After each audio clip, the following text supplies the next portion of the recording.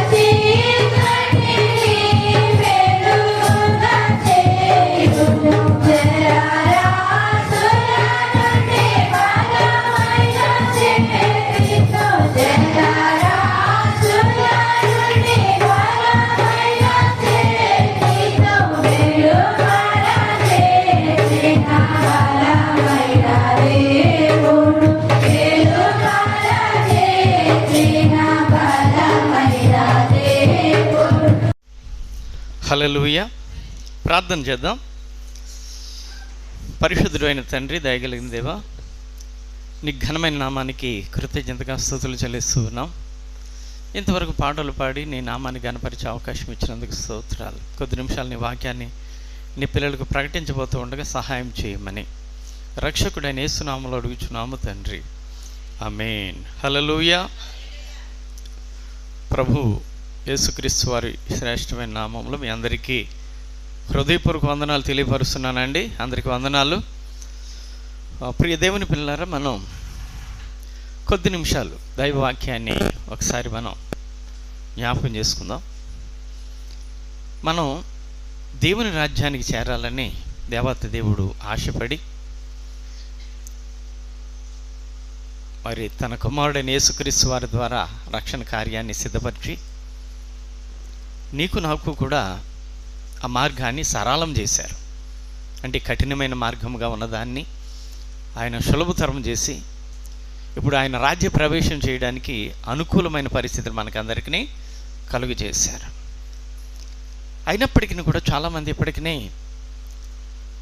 ఆయన రాజ్య సంబంధులుగా జీవించడానికి కానీ లేదా ఆయన రాజ్య ప్రవేశం చేయడానికి కానీ చాలామంది అనుకూలత లేని వారుగానే కనబడుతూ ఉంటున్నారు. ఎందుకంటే భక్తి పూర్తిగా వారికి తెలియని పరిస్థితితో, తెలిసినా దాన్ని చేయడానికి వారికి అంగీకారం లేని పరిస్థితితో ఏమో, కానీ చాలామంది ఇప్పటికీ కూడా ఆయన రాజ్యంలో ప్రవేశించలేని వారిగానే ఉంటున్నారని బైబిల్ అయితే స్పష్టంగా చెబుతుంది. అనేక వెళ్ళుది విశాలమైన మార్గమని, ఇరుకు మార్గంలో ప్రవేశించేవారు కొందరే అని బైబిల్ అయితే దేవాతి దేవుడు ముందుగానే వ్రాయించారు. మరి అందరికీ రక్షణ భాగ్యాన్ని సిద్ధపరిచిన మరి కొందరే ఎందుకు వెళుతున్నారు, అందరూ ఎందుకు వెళ్ళలేకపోతున్నారు అని అంటే దేవుడు చూపించిన పద్ధతిని అవలంబించలేకపోతున్నారు అన్నమాట.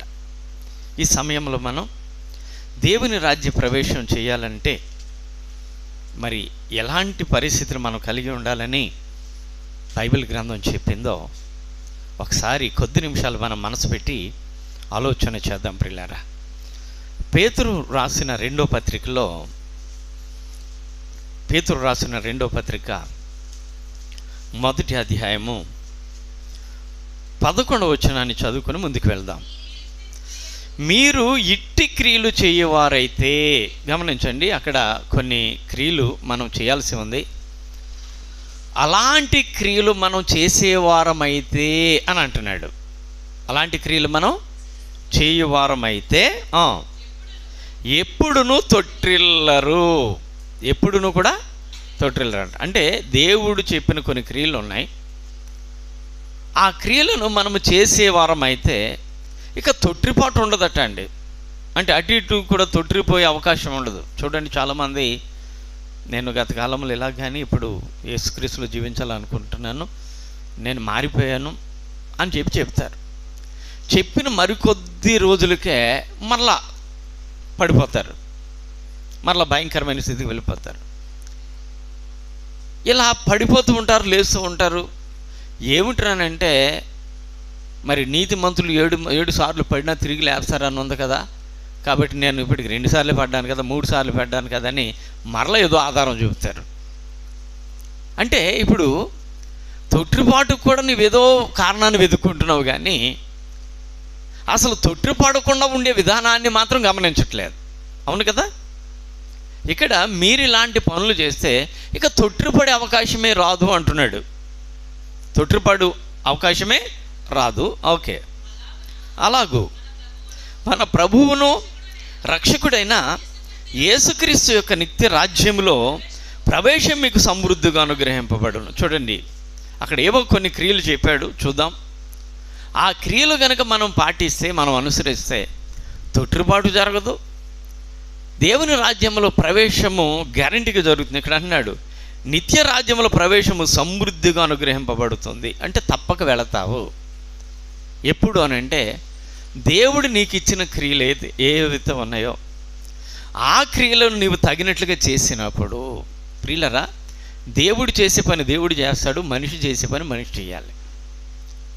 ఏమండి, దేవుడు మనిషికి ఆజ్ఞాపించిన పని చేయకుండా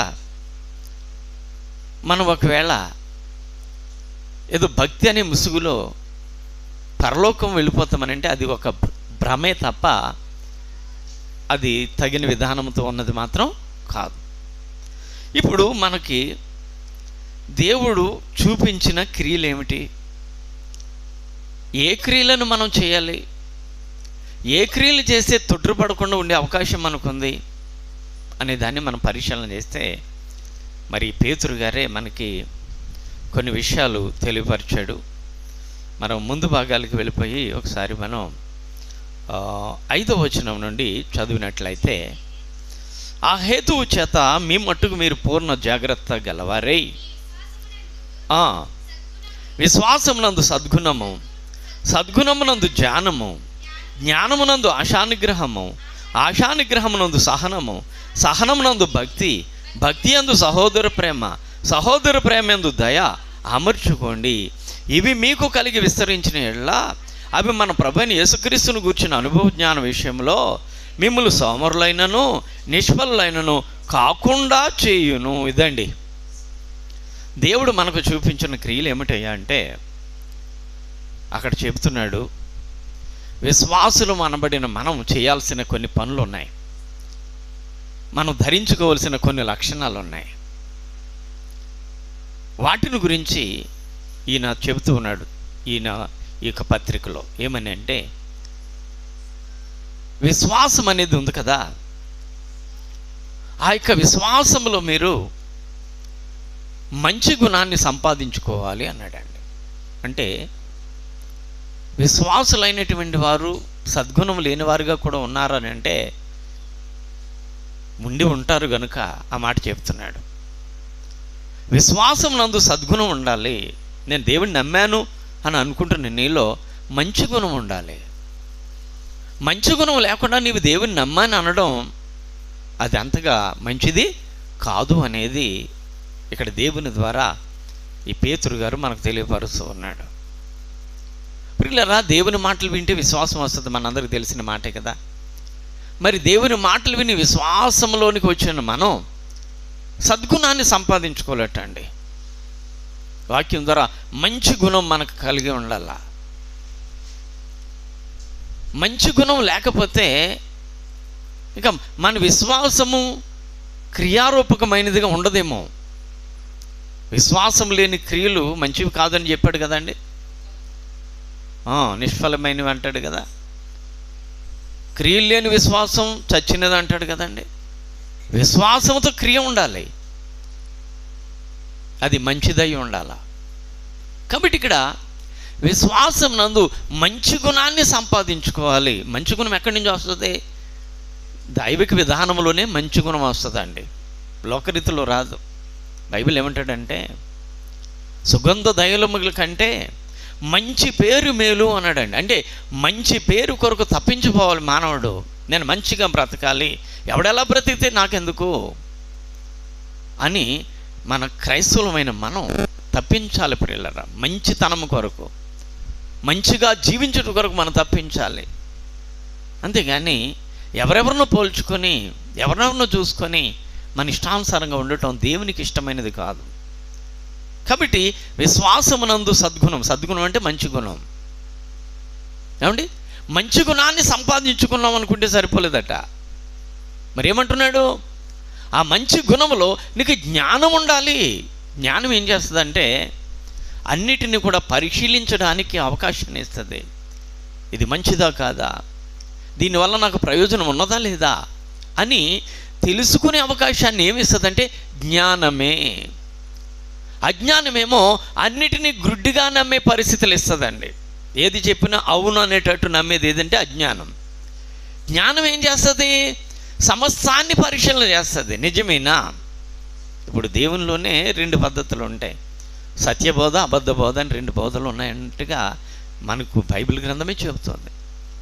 మరి నేను అబద్ధంలో నడుస్తున్నానా సత్యంలో నడుస్తున్నానా అనేది నీవు పరిశీలన తెలుసుకోవాలంటే విశ్వాసంలో మంచి వ్యక్తిగా ఉన్న నీవు జ్ఞానాన్ని సంపాదించుకోకపోతే నువ్వు వినే బోధ మంచి బోధో చెడు బోధో నీకు తెలియదు. తెలియకపోతే నువ్వు తగినట్లుగా ముందుకి వెళ్ళలేవు.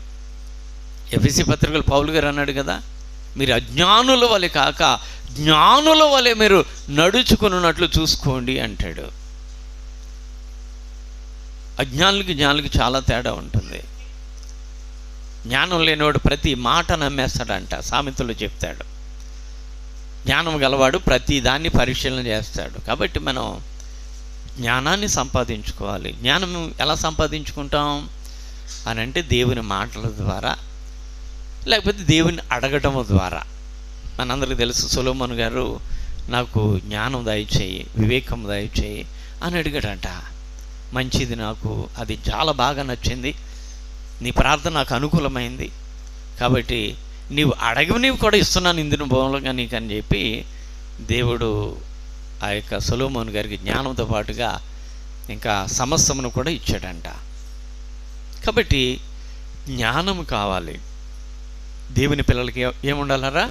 జ్ఞానం, విశ్వాసం ఉండాలి, మంచి గుణం ఉండాలి, అందులో జ్ఞానము. ఈ లక్షణాలు ఏది మిస్ అయినా మన విశ్వాసం పరిపూర్ణంగా ఉన్నది కాదు, ఇంకా అసంపూర్ణంగా ఉన్నదే. అసంపూర్ణంగా ఉన్నదంటే మనం పరలోక రాజ్యానికి వెళ్ళడానికి. హల్లెలూయా. ప్రియులారా, మనం జ్ఞానం ఉంటేనే సరిపోలేదు, బైబిల్ చెప్తుంది.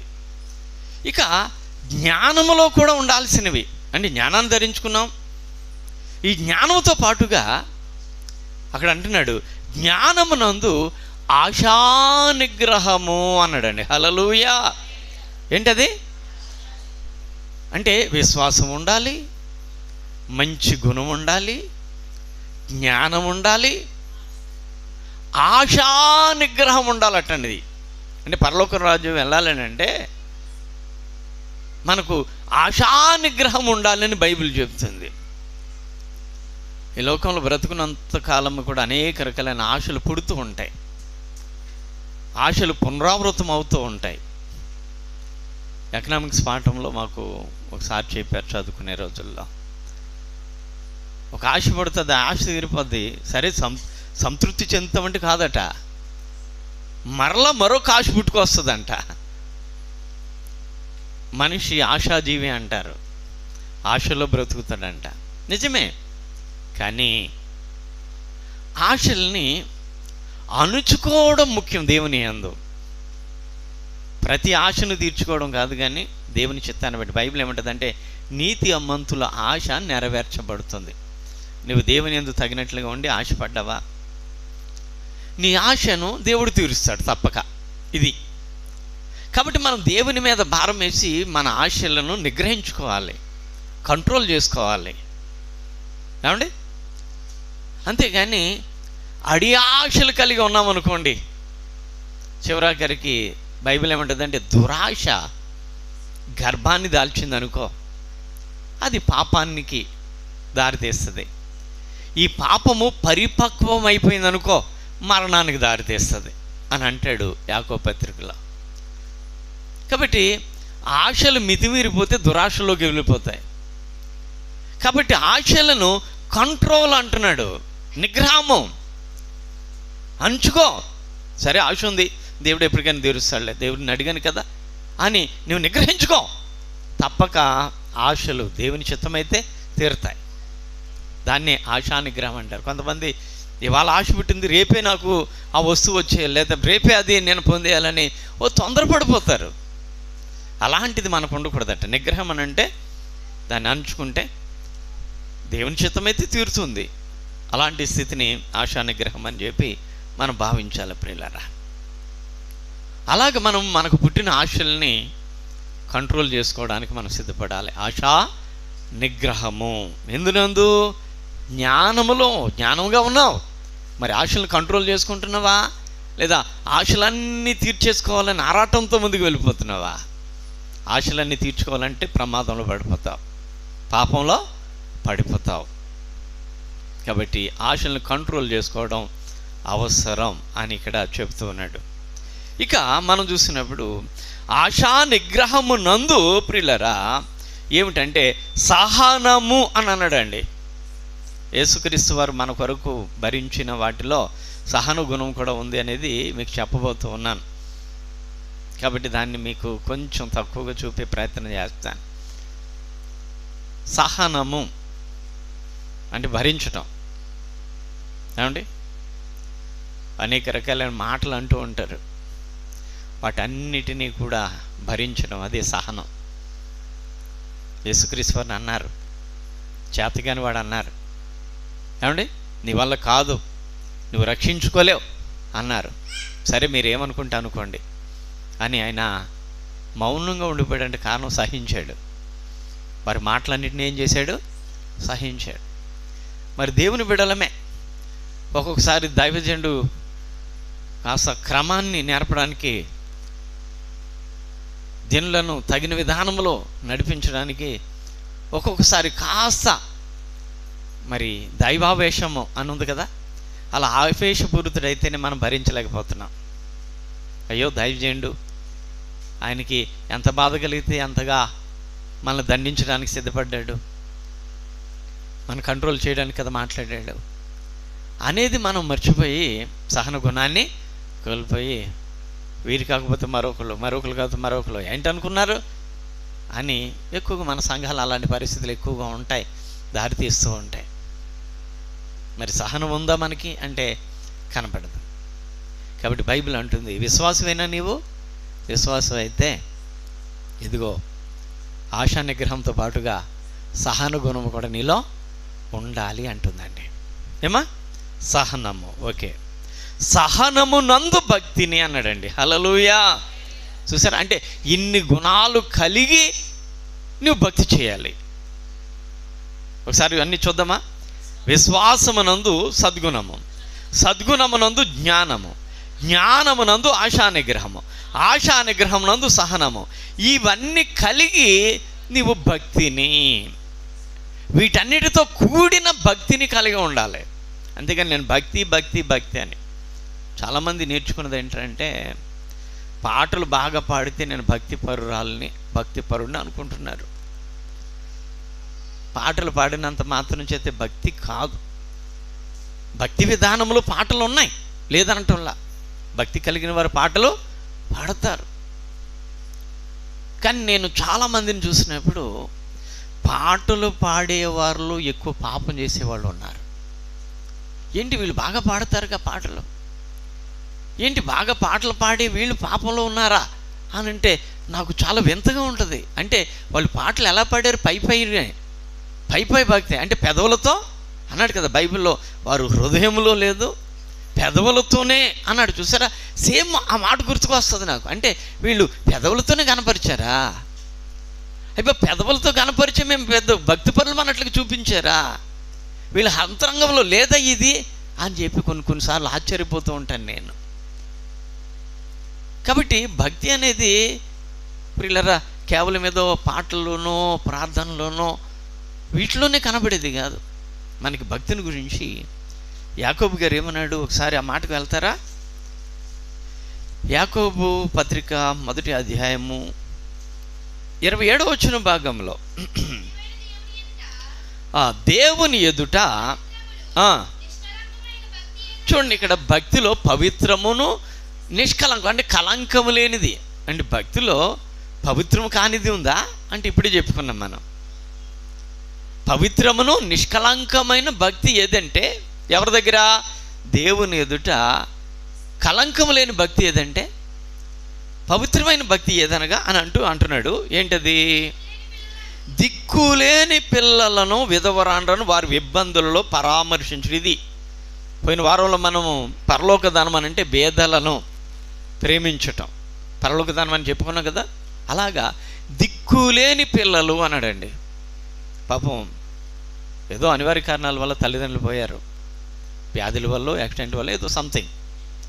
అలాంటి దిక్కులేని పిల్లల్ని మనం ఆదరించగలగాలి, వారిని పరామర్శించగలగాలి, వారికి సహాయము చేయగలగాలి. ఇది భక్తి, అది అసలైన భక్తి అట. దిక్కులేని పిల్లలు, విధవరాండ్రు అంటే ఇక్కడ విధవరాండ్రుని ఎలా లెక్కిస్తాడనంటే యవనస్తులైన విధవరాండ్రులను లెక్కలోకి తీసుకోవద్దు అంటాడు. మరి ఏజ్ మళ్ళిన వాళ్ళని, విధవరాండ్ర లెక్క తీసుకుని వాళ్ళు కూడా మరి కుమారులు ఉండకూడదు. మరలా కుమారులు ఉన్నట్లయితే అర్హులు కారు అంటాడు మనకి పౌలు గారు. విధవరాండ్రలను ప్రేమించే విషయంలో కుమారులు కలిగి ఉన్నట్లయితే, ఎందుకంటే మరి కుమారుడు అంటే వారసుడు కదా, వారసుడు అంటే హక్కుదారుడు కనుక పోషించాల్సిన బాధ్యత వాడి మీద ఉంది. అది ఆడపిల్లలు అనుకుని పెళ్లి చేసుకుని వెళ్ళిపోతారు, ఇంకా వాళ్ళు చూస్తారా లేదనేది లేదు ఇక. కాబట్టి అలాంటి వారిని ప్రేమించి అలాంటి వారికి సహకరించాలి. అది అన్నమాట. దిక్కులేని పిల్లలు అంటే అనాథలైన పిల్లల్ని మనం చేర్చుకుని వారికి సహాయము చేయటమును, విధవరాండ్రు అంటే ఏజ్ అయిన వారిని, కుమారులు లేని వారిని ప్రేమించి సహకారం చేయడం, అదంటే అసలైన భక్తి. అంటే మనము పేదలైన వారికి సహకరించటమే అసలైన భక్తి. ఇలాంటి వారిని, ఇప్పుడు చెప్పిన వారిని ఏమండి, వారి ఇబ్బందుల్లో పరామర్శించడం మొదటిది భక్తిలో, అదొక భాగం. ఇంకా ఇహలోక మాలిన్యము తనకు అంటకుండా తన్ను తాను కాపాడుకొనుట అన్నాడండి. అంటే లోకంలో మలినమైన, అంటే మలినం అంటే పాపం అన్నమాట అండి. ఇహలోకం పాపము తనకు అంటకుండా జాగ్రత్త పడాలి. మరి తామరాకు చెరువులో ఉంటుంది, నీటి బిందువు దాని మీద పడినప్పుడు దాన్ని అంటనివ్వదు, దాన్ని అంటుకోనివ్వదు. నీటిలోనే ఉంటుంది, అది తేలి ఆడుతూ ఉంటుంది. కానీ దాని మీదకి రాగానే దాన్ని అంటుకోకుండా ఏం చేస్తుంది, ఏదో రకంగా దానిలోంచి బయటకు పంపించే ప్రయత్నం చేస్తుందట. అలాగనే పాపము మనకి లోకంలో ఉన్నాం, లోక పాపం మనకు అంటుకునే పరిస్థితి వచ్చినప్పుడు మనం కూడా దాన్ని అంటకుండా జాగ్రత్త పడాలి. అదే అంటున్నాడు ఇక్కడ, ఇహలోక మాలిన్యము తనకు అంటకుండా, మనకి రాకుండా, అది మనకు అంటుకొనకుండా, ఆ పాప నైజంలోనికి మనం వెళ్ళిపోకుండా తన్ను తాను కాపాడుకొనుటే భక్తి అన్నాడండి. చూసారా, భక్తి అంటే అనాథలను ఆదరించాలి, ఓకే. రెండవది ఇహలోక పాపము అంటకుండా జాగ్రత్త పడాలి, తగినట్లుగా జాగ్రత్త పడాలి, తగిన జాగ్రత్తలు వహించాలి. అది దేవుని ఎదుట నిజమైన భక్తి, తగిన భక్తి. దేవునికి తగిన భక్తి ఎదురంటే ఇది అన్నాడు.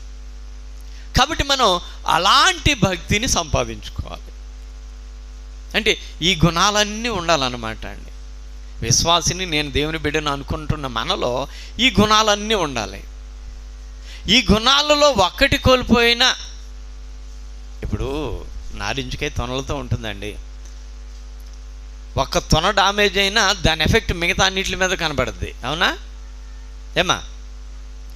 ఈ ఒక తొన కుళ్ళిపోతుందండి, ఆ తొనకు పట్టిన ఆ డామేజ్ ఏం చేస్తుంది, మిగతా వాటి కూడా వ్యాపింపజేస్తుంది. అంతేగాని ఒక తొనే కదండి పోయింది, కనుమ 8 తొనలు బాగానే ఉన్నాయి కదండి అంటే ఎంతో కొంత స్మెల్ వాటికి అబ్బుతుంది, ఆ చెడు వాటికి ఆ ప్రభావం వెళుతుంది కదా. కాబట్టి చిన్న డామేజ్ అయిన పండు అంతా పోయినట్టు విసిరేస్తాం మనం. అలాగనే ఈ యొక్క జీవితంలో, అంటే దేవుని రాజ్యానికి వెళ్ళే ప్రక్రియలో ఇక్కడ చూపించిన లక్షణాల్లో ఒక్కటి మిస్ అయినా అసంపూర్ణమే, ఒక్కటి మిస్ అయినా మనం అసంపూర్ణమైపోతాం. కాబట్టి వీటన్నిటినీ మనము కలిగి ఉండడానికి ప్రయత్నం చేయాలి. మన ముందుకు వెళ్దాం. ఇంకా సహనములో భక్తి, ఓకే. భక్తి యందు సహోదర ప్రేమను అని అన్నాడు. ఏంటంట, భక్తి ఉంది నిజమే, ఈ భక్తిలో సహోదర ప్రేమ అంటే సహోదరులు మనం ఎలా ప్రేమిస్తామో అలాంటి ప్రేమ. రక్త సంబంధులైన ప్రేమ ఉన్నతమైన ప్రేమ కదండి. అంటే వాళ్ళు ఒకసారి గొడవ పడినా ఆ రక్తం, వాళ్ళ రక్తం వీళ్ళ రక్తం ఒకటే కనుక సమయానికి ఒకటైపోతారంటారు కదా. గొడవ పడినా ఏదైనా పరిస్థితులు వచ్చినప్పుడు వాళ్ళంతా ఒకటే. అందుకని బాబోయ్ వీళ్ళ జోలికి వెళ్ళకూడదు, ఇప్పుడంటే విడివిడిగా ఉన్నట్టున్నారు కానీ వీళ్ళంతా ఒకటే అనుకుంటారు కదా లోకం. అంటే సహోదరత్వం అంటే అలా ఉంటుంది. మీరు కూడా అలాంటి సహోదర ప్రేమను ధరించుకోవాలి. అంటే మేమందరం ఒకే రక్త సంబంధులం, నన్నంటే వాడిని అన్నట్టు కదా, వాడినంటే నన్ను అన్నట్టు కదా. వీళ్ళిద్దరూ మాట్లాడుకోరు, అన్నదమ్ములిద్దరున్నా. కానీ పరాయుడు ఎవడన్నా ఒరే మీ అన్నయ్య అలాంటి వాడురా అంటే వీడు గుచ్చుకుంటుంది. గుచ్చుకుంటుందా? ఎందుకు గుచ్చుకుంది? రక్త సంబంధం, సహోదరులు వారు. కాబట్టి సహోదరులు కనుక వీడు మాట్లాడకపోయినా, మేమిద్దరు మాట్లాడకపోతే వాడేంటి, బయటోడికేంటి, బయటోడికి ఎందుకు ఇలా తృణీకరించి మాట్లాడాలని లోపల పెరపరలాడిపోతుంది. ఇంటికి వెళ్ళిపోతాడు. ఏమో చూసావా, మా తమ్ముడిని ఏమంటున్నాడు చూసావా, నాన్నని ఏమంటున్నాడు చూసావా, ఇలాగని చెప్పి వారు మాట్లాడు. అంటే సహోదరత్వం అంటే అలా ఉంటుంది. కాబట్టి మీరు కూడా సహోదర ప్రేమను కలిగి ఉండాలి అంటున్నాడు దేవుడు. అంటే ప్రేమలో మనం వర్ణించి చెప్తున్నాడు. ప్రేమ అనేది ఉంది, కానీ ఎలాంటి ప్రేమనంటే భక్తులు మీరు సహోదర ప్రేమను కలిగి ఉండండి. సహోదర ప్రేమ ఉండాలి మీలో. ఇంకా అంటున్నాడు, సహోదర ప్రేమ యందు దయను అమర్చుకోండి. వీటన్నిటిలో దయ అనేది కూడా కావాలట అండి. అమ్మా, దయ అనే మాట అక్కడ వేసి దయను కూడా మళ్ళా ప్రేమ అని చెప్తూ ఉన్నాడు ఇక్కడ. అంటే సహోదర ప్రేమలో ప్రేమను కలిగి ఉండండి అన్నట్టు కనబడుతుంది అన్నమాట. ఏమండి, ఈ లక్షణాలు ప్రియులరా, ఇప్పుడు వ్రాయబడిన ఈ లక్షణాలు మనం గనుక ఆపాదించుకున్నట్లయితే, మనం వాటిని కలిగి ఉన్నట్లయితే మనల్ని నిష్ఫలులుగా కానీ నిష్ప్రయోజకులుగా కానీ చెయ్యడానికి అవకాశం లేదటండి. చూడండి, మనకి 8వ వచనంలో అంటున్నాడు, ఇవి మీకు కలిగి విస్తరించిన ఎడల అవి మన ప్రభువైన యేసుక్రీస్తును గూర్చిన అనుభవ జ్ఞాన విషయంలో మిమ్మల్ని సోమరులైనా నిష్ఫలులైనా కాకుండా చేయును. అదండి, వీటిని కనుక మీరు అలవాటు చేసుకున్నట్లయితే అవి మిమ్మల్ని, అంటే యేసుక్రీస్తు యొక్క అనుభవ జ్ఞానములో సోమరులుగా కానీ నిష్ఫలులుగా కానీ కాకుండా చేస్తాయి మిమ్మల్ని. ఎప్పుడైతే ఇవి కలిగి ఉంటారో మీరు సోమరులుగా ఉండే పరిస్థితి ఉండదు మీలో. అలాగనే ఫలాలు లేనివారుగా కూడా ఉండరు. నిష్ఫలులు అంటే ఫలాలు లేనివారు. మీరు అలాగా కూడా ఉండే అవకాశమే ఉండదు అని ఇక్కడ పేతురు గారు మనకి తెలియపరుస్తూ ఉన్నాడు. కాబట్టి ఈ లక్షణాలను మనం అలవర్చుకోవడానికి మనం సిద్ధపడాలి. నాకు ఇందులో ఈ లక్షణం మిస్ అయింది అని మనం గుర్తించి దాన్ని అలవర్చుకోవడానికి మనం సిద్ధపడి ఇవి పరిపూర్ణంగా మనం కనుక అవలంబించినట్లయితే అప్పుడు మనం ఫలించే వారముగా ఉంటాం. ఏమండి, దేవుని నిశ్చలమైన రాజ్యానికి తప్పక వెళ్ళే వారముగా సిద్ధపడతాం. చాలామంది అయ్యారండి, వీళ్ళు ఆత్మశాంతి కొరకు ప్రార్థన చేయండి, వీరు పరలోక రాజ్యం వెళ్ళాలని ప్రార్థన చేయండి అంటారు. మనం ప్రార్థన చేసి వెళ్తారా? బైబిల్ ఏం చెప్తుందంటే వారి క్రియలు వారి వెనక వెళ్తాయి. వారిని ఎలా తీసుకెళ్లాలో అవి తీసుకెళ్తాయి. వారు మంచి చేశారనుకో, ఆటోమేటిక్గా అవి పరలోకానికి తీసుకెళ్తాయి. వారు మంచి చేయలేదు, చెడే ఎక్కువ చేశారనుకో నరకానికి తీసుకుపోతాయి. ఇంకా క్రియలను బట్టే తీర్పు జరుగుతుంది, క్రియలను బట్టి డిసైడ్ అవుతారు, అంతే తప్ప ఇక వాళ్ళ గురించి మనం ఎంతగా మొరపెట్టిన ప్రయోజనం అయితే లేదు అని బైబిల్ స్పష్టంగా చెప్తుంది మనకి. చాలామంది తెలియక ఆత్మశాంతి కొరకు ప్రార్థన చేయండి. శాంతి ఎక్కడ దొరుకుతుంది? పరలోకంలో వెళ్తేనే శాంతి దొరికినట్లు లెక్క. పరలోకం వెళ్ళకపోతే శాంతి దొరకనట్లే. కాబట్టి ఆ పరలోకం వెళ్ళాలంటే ఏం చేయాలో బ్రతికొండగా మనకు చెప్తున్నాడు. బ్రతికొండ మీరు ఇలాంటి లక్షణాలని ధరించుకోండి, వీటిని మీరు విస్తరించుకోండి, వీటిని కలిగి జీవించండి అని చెప్పి అక్కడ చెబుతూ ఉన్నాడు. మన ముందుకు వెళ్ళిపోయినట్లయితే ఇవి ఎవరికి లేకపోవునో చూడండి. ఇప్పుడు మనం తెలుసుకున్న ఆ లక్షణాలు, గుణ లక్షణాలు ఎవరికైతే ఉండవో, అంటే ఎవరైతే వాటిని అనుసరించడానికి సిద్ధపడరో వాళ్ళట తన పూర్వ పాపములకు శుద్ధి కలిగిన సంగతి మరిచిపోయి గుడ్డివాడు దూరదృష్టి లేనివాడును అగును అన్నాడండి. ఇవి లేనివాడికి పూర్వ పాపాలకు శుద్ధి కలిగిన సంగతి మర్చిపోయి అన్నాడండి. మన దేవుడు ఏం చేశాడంటే, మన బాప్తిసం తీసుకున్న ఆ తరుణంలో